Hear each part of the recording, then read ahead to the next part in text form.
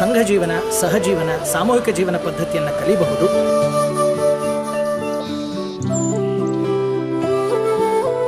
ಪ್ರತಿನಿತ್ಯ ಮನೆ ಅಂಗಳದಲ್ಲೂ ಜಗುಲಿಯಲ್ಲೂ ಹಾರಾಡ್ತಾ ಇದ್ದಂಥ ಗುಬ್ಬಿಗಳು ಇವತ್ತು ಕಣ್ಮರೆಯಾಗಿದೆ.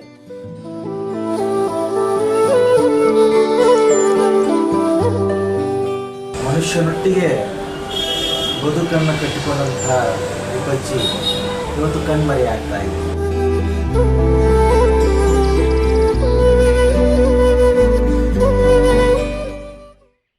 ಗುಬ್ಬೆ ಮೊದ್ಲಷ್ಟು ಬರ್ಲಪ್ಪ ಈಗ.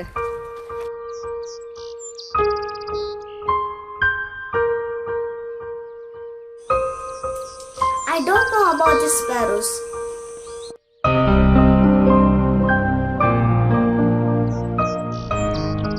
ಹೌದ್ ಪುಟ್ಟ, ನಿಂಗೆ ಗೊತ್ತಿರ್ಲಿಕ್ಕೆ ಸಾಧ್ಯನೇ ಇಲ್ಲ.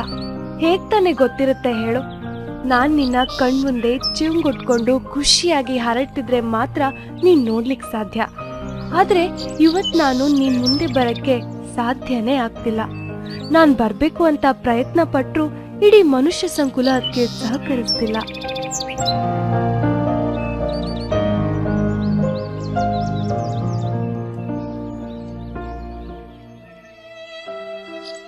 ಬಾರ ಬಾರ ಗುಬ್ಬಚ್ಚಿ ನನ್ ಬಂಗಾರ ಅಂತ ತಾಯಿ ತನ್ನ ಮಡಿಲೊಳಗ ಹಾಕೊಂಡು ಮಗುವಿನ ತಲೆ ಸವರಿ ಮಲಗಿಸ್ತಿದ್ರೆ ನಾನು ಬಂದು ಮಗುವಿನ ಪಕ್ಕ ಕುಳಿಸ್ಬಿಡ್ಲೇನೋ ಅನ್ನಿಸ್ತಿತ್ತು ಗೊತ್ತಾ. ನಮ್ಮ ನಿಮ್ಮ ಬಾಂಧವ್ಯದ ಪರಿವೇ ಇಲ್ಲದ ಈ ಆಧುನಿಕ ಜಗತ್ತಿನ ಜನಕ್ಕೆ ನನ್ ನೆನಪು ಬರಕ ಹೆಂಗ್ ಸಾಧ್ಯ?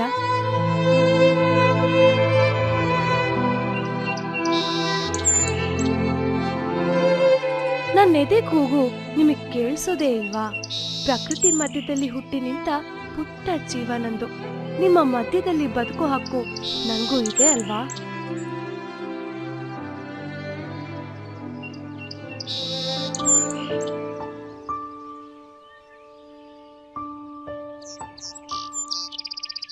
ಜನ ನನ್ನನ್ನ ಮನೆಗುಬ್ಬಿ ಅಂತ ಕರೆಯೋರು. ಪ್ರೀತಿಯಿಂದ ಮನೆ ಅಂಗಳದಲ್ಲಿ ಕಾಳ್ ಚೆಲ್ಲೋರು.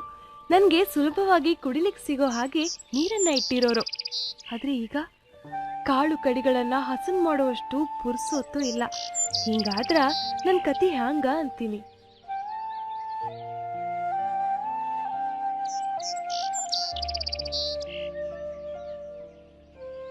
ಹಳ್ಳಿಗಳಲ್ಲಿ ಬಾವಿನೋ ಕೆರೆನೋ ಸಿಗೋವು. ಮನೆ ಅಂಗಳದಾಗ ಬಿದ್ದಿರೋ ಕಾಳುಗಳನ್ನ ಹೆಕ್ಕಿ ತಿನ್ಕೊಂಡು ನೀರ್ ಕುಡ್ಕೊಂಡು ಆರಾಮಾಗಿದ್ವಿ.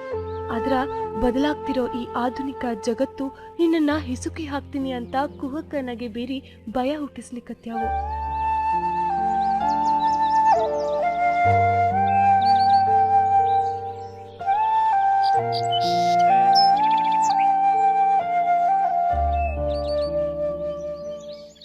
ಎಲ್ಲೆಡೆ ಎದ್ದು ನಿಂತಿರುವ ನಮ್ಮ ಕಾಂಕ್ರೀಟ್ ಕಟ್ಟಡಗಳ ಪ್ರಪಂಚ, ವಿಷಪೂರಿತ ಬಣ್ಣ ಬಳಿದುಕೊಂಡಿರುವ ರಂಗು ರಂಗಿನ ಗೋಡೆಗಳು, ಫೋಟೋಗಳ ಜಾಗವನ್ನು ಆವರಿಸಿಕೊಂಡ ಫ್ಲೆಕ್ಸ್ಗಳು, ಆಧುನಿಕ ಪ್ಲಾಸ್ಟಿಕ್ ಕವಚ ಹೊತ್ತು ಬರುತ್ತಿರುವ ಆಹಾರ ಪೊಟ್ಟಣಗಳು, ದವಸ ಧಾನ್ಯಗಳು, ಕುಡಿಲಿಕ್ಕೆ ನೀರು ಸಿಗದಂತೆ ಗಡತ್ತಾಗಿ ನಿರ್ಮಿಸಿ ಮುಚ್ಚಿಟ್ಟ ನೀರಿನ ಟ್ಯಾಂಕರ್ಗಳು ನನ್ನನ್ನ ನಿಮ್ಮ ಹತ್ರ ಸುಳಿತಂಗ ದೂರ ಆಗಿಸಿಬಿಟ್ಟಾವು. ಇದೆಲ್ಲಕ್ಕಿಂತ ಮಿಗಿಲಾಗಿ ನನ್ನ ರೆಕ್ಕೆಗಳ ಕಸವನ್ನು ಕುಂದಿಸಿರೋದು ನಿಮ್ಮ ಮೊಬೈಲ್ ಬಳಕೆಯ ಪ್ರಪಂಚ. ಮೊಬೈಲ್ ಟವರ್ಗಳಿಂದ ಹೊರ ಬರ್ತಿರೋ ತರಂಗಗಳು ನನ್ನ ಎದೆಯೊಳಗೆ ತಲ್ಲಣ ಉಂಟು ಮಾಡ್ತಾ ಇದೆ. ತಾಸ್ಗಟ್ಲೆ ಫೋನ್ಗಳಲ್ಲಿ ಕುಯಿಂಗುಡೋ ನಿಂಗೆ ನನ್ನ ಚಿಂಗುಡೋ ಸದ್ದು ಕೇಳೋದೇ ಬೇಡ ಅಲ್ವಾ?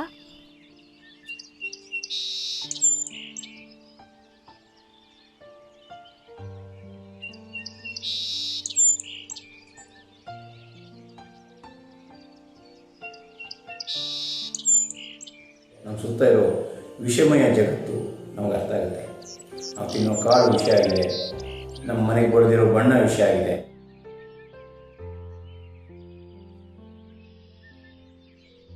ಹೌದು, ನಿಮ್ ಸುತ್ತಾನೆ ಇರೋ ವಿಷಮಯ ಜಗತ್ತು ಇವತ್ ನನ್ ಬಲಿ ತಗೋತಿದೆ ಅಂದ್ರೆ ನಾಳೆ ನಿಮ್ಮನ್ನ ಸುಮ್ಮನೆ ಬಿಟ್ಟಿದ್ದ?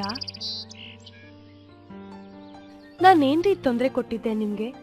ಬೆಳೆಗಳಲ್ಲಿರೋ ಕೀಟಗಳನ್ನ ತಿಂದು ಬದುಕಿ ನಿಮ್ ಕೃಷಿಗೂ ಸಹಾಯ ಮಾಡ್ತಾ ಇದ್ದೆ. ನನಗೂ ಬದುಕುವ ಹಂಬಲ ಇದೆ, ಅಗಾಧ ಆತ್ಮಸ್ಥೈರ್ಯ ಇದೆ. ನಾನು ನಿಮ್ಮೊಟ್ಟಿಗೆ ಆಧುನಿಕ ಜಗತ್ತಿನ ಜೀವಿಯಾಗಿ ಬದುಕ್ತೀನಿ. ನಿಂತರಾನೇ ಹೋಟೆಲ್ಗಳಿಗೆ, ಚಕ್ಕುಲಿ ಚಾಕ್ಲೇಟ್ ಅಂಗಡಿಗಳಿಗೆ ಹೋಗಿ ಅವುಗಳನ್ನೇ ತಿಂತೀನಿ. ಎಲ್ರೂ ಕೆಟ್ಟೋರೇನಲ್ಲ. ನಿಮ್ಮಂತವರ ಮಧ್ಯದಲ್ಲೂ ನನ್ನನ್ನ ಪ್ರೀತಿಸೋರು ಇದ್ದಾರೆ ಗೊತ್ತಾ?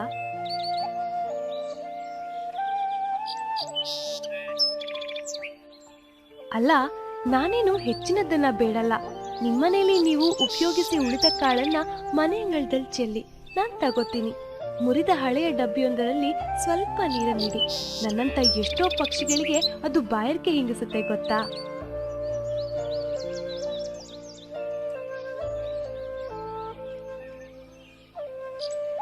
ಇತ್ತೀಚೆಗೆ ಈ ಕಾಂಕ್ರೀಟ್ ಕಾಡಿನಂಥ ಊರಿನೊಳಗೆ ಕಾಂಕ್ರೀಟ್ ಮನೆಗಳ ಸಂಖ್ಯೆ ಹೆಚ್ಚಾಗ್ತಾ ಇರೋದ್ರಿಂದ ಗುಬ್ಬಿಗಳಿಗೆ ಗೂಡು ಕಟ್ಟಿಕೊಳ್ಳಿಕ್ಕೆ ಆಸ್ಪದ ಇಲ್ಲ. ಹಾಗಾಗಿ ಗುಬ್ಬಿಗಳು ಗೂಡು ಕಟ್ಟಲಿ ಅಂತ ಅನ್ನೋ ಕಾರಣಕ್ಕೆ ನಮ್ಮ ಮನೆಗಳಲ್ಲಿ ನಾವು ಒಂದಷ್ಟು ಫೋಟೋಗಳನ್ನು ಹಾಕಿರೋದು ಅಥವಾ ನಮ್ಮ ಮನೆಯ 2ನೇ ಅಂತಸ್ತನ್ನು ಹಂಚಿನ ಅಂತಸ್ತನ್ನಾಗಿ ನಾವು ಬದಲಾವಣೆ ಮಾಡೋದು ಆಲೋಚನೆ ಮಾಡಲಿಕ್ಕೆ ಇದು ಸಕಾಲ. ನಿಮ್ಮ ಮನೆ ಆರೋಗ್ಯ ಚೆನ್ನಾಗಿರುತ್ತೆ ಅಂತ ಗೊತ್ತಾಗೋದು ನಿಮ್ಮ ಮನೆಗೊಂದು ಗುಬ್ಬಿ ಇದ್ದಾಗ ಮಾತ್ರ. ಗುಬ್ಬಚ್ಚಿಗಳ ವಿಶ್ವ ದಿನಾಚರಣೆಯನ್ನು ವರ್ಷಕ್ಕೊಮ್ಮೆ ಆಚರಿಸೋ ಬದಲು ವರ್ಷದ ಪ್ರತಿದಿನವೂ ನಾವು ಆಚರಿಸೋಣ. ಅದರ ಬದುಕಿಗೆ ಅನುಕೂಲವಾದಂಥ ಒಂದಷ್ಟು ಸಂಗತಿಗಳನ್ನು ನಾವು ನಮ್ಮ ಮನೆಗಳಲ್ಲಿ ಪಾಲಿಸೋಣ. ಅವಕಾಶ ಕೊಟ್ಟರೆ ವಿನಾಶದಲ್ಲಂತೂ ಹಂಚಿನಲ್ಲಿರುವ ಈ ಗುಬ್ಬಿ ಖಂಡಿತ ನಿಮ್ಮ ಮನೆಗೂ ಬರುತ್ತೆ, ಈ ಭೂಮಿಗೂ ಬರುತ್ತೆ. ಖುಷಿ ಕೊಡೋ ಈ ಜಗತ್ತಿನಲ್ಲಿ ಈ ಪುಟ್ಟ ಗುಬ್ಬಿ ಇಲ್ಲ ಅಂತಂದರೆ ಅದೆಂಥ ಖುಷಿ ಸಿಗುತ್ತೆ ರೀ.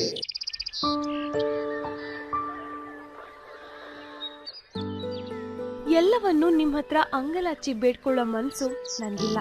ನೀವೆಷ್ಟೇ ಕಷ್ಟಗಳನ್ನ ನನ್ನ ಹತ್ರ ಎಸೆದ್ರು ನಾವದನ್ನ ಮೆಟ್ಟಿ ನಿಲ್ತೀವಿ ಅಂತ ಛಲ ನಮ್ಮಲ್ಲಿದೆ. ಆದ್ರೆ ನಾನ್ ನಿಮ್ಮ ಮುಂದಿರುವ ಒಂದು ಪುಟ್ಟ ಜೀವ. ಎಷ್ಟೋ ಅಂತ ಸಹಿಸ್ಕೊಳ್ಳಿ, ನನ್ನ ಎದೆ ಕೂಗು ಕೇಳ್ತಿಲ್ವಾ ನಿಂಗೆ?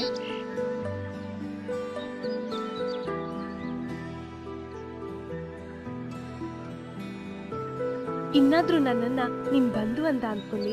ನನ್ನನ್ನೇನು ವಿಶೇಷವಾಗಿ ಗೌರವಿಸಿ ಬಿಂಬಿಸಿ ಅಂತ ಕೇಳ್ತಾ ಇಲ್ಲ. ನಿಮ್ಮ ಹಾಗೆ ನಿಮ್ಮೊಟ್ಟಿಗೆ ನನ್ಗೂ ಬದುಕು ಹಕ್ಕನ್ನು ಒದಗಿಸಿಕೊಡಿ. ಸದಾ ನಿಮ್ಮೊಟ್ಟಿಗಿದ್ದು ಪ್ರಕೃತಿಯ ನಿರ್ಮಲತೆಯನ್ನು ಕಾಪಿಟ್ಟುಕೊಂಡು ಚಿಂಗುಡುತ್ತಾ ಹಾಡ್ತಾ ಹಾರಾಡ್ತಿರ್ತೀನಿ. ಅವಕಾಶ ಮಾಡ್ಕೊಡ್ತೀರಾ ಅಲ್ವಾ?